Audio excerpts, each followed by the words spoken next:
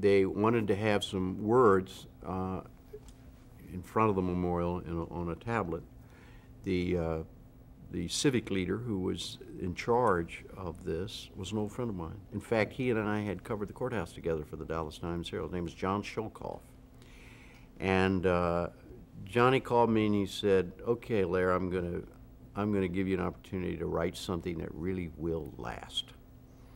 And so he asked me to write the words. I said, "Johnny, I'll do it on one condition, that it be done completely anonymously." I said, "You know, it doesn't make sense to have the words from the people of Dallas and be identified with any one person." And he said, "Are you serious?" I said, "Yes." And he said, "Well, I agree with you."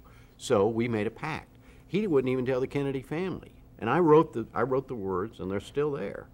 And they're to represent it sort of says community? it says what happened, and that the people of Dallas.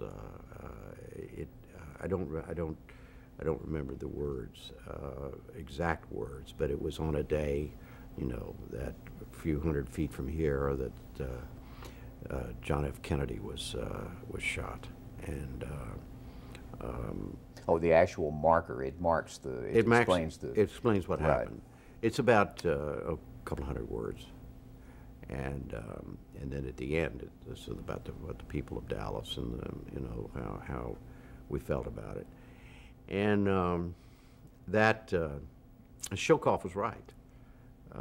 I'll never write, never have, never will write anything that means as much and that will last in a meaningful way as long as those words. When did you decide and why to break your anonymity?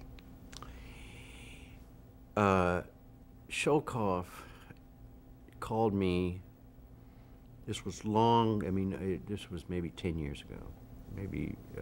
So it was 20 years after the event, and something had come up. And he said they were putting together, somebody was putting together kind of an historical record. I think it was for one of the papers. And he said, "You know, Jim, it doesn't make sense now. Let's tell the story. I'll tell them if you don't mind." I said, "Sure, go ahead."